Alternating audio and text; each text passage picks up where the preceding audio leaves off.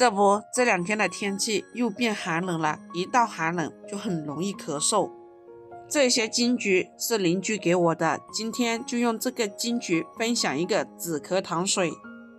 金桔放入水里，加入食用盐，清洗干净。金桔可以理气止咳，还可以防治感冒，预防哮喘以及支气管炎。慢性气管炎、肝炎、胆囊炎、高血压、血管硬化的人都非常适合食用金桔。金桔的果皮对肝脏有解毒的功能，对眼睛也是有养护的作用。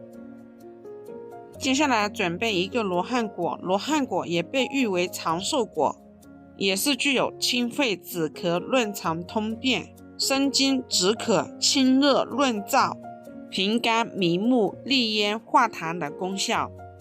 罗汉果把它捏碎，放入碗里备用。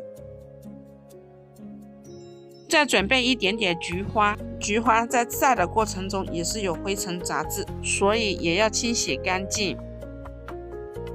所有的食材清洗干净之后，放入养生壶里，加入1200毫升左右的纯净水，按花茶的键煮上20分钟。20分钟之后，这一个清热润肺止咳水就煮好啦。喜欢的朋友不妨收藏起来试一下。